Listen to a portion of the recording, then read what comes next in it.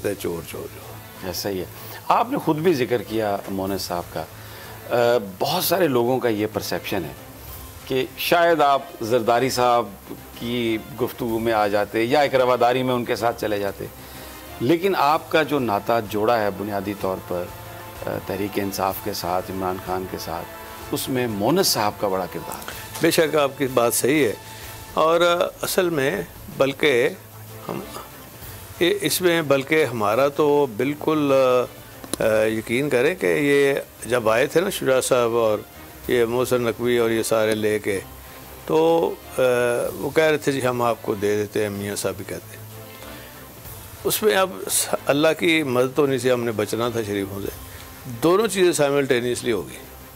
عمران خان صاحب کی آفر بھی آ گئی, اور ساتھ یہ ہوا کہ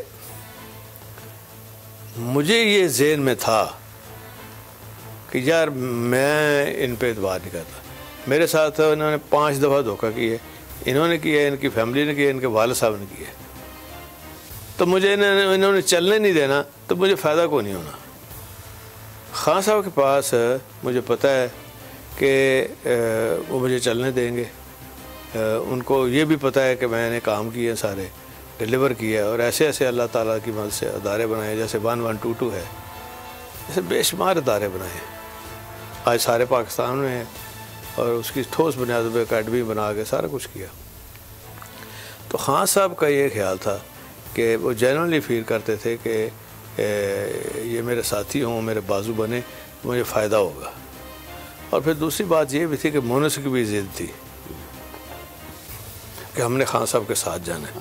تو وہ جب اللہ کی مدد ہو, نیت ٹھیک ہو, تو اللہ سچی بات ہے جاتے جاتے اللہ نے ہمارا رستہ تبدیل کر دیا, اور اس میں رستہ دکھانے کے لیے اللہ نے باجوہ صاحب کو بھیج دیا. اچھا.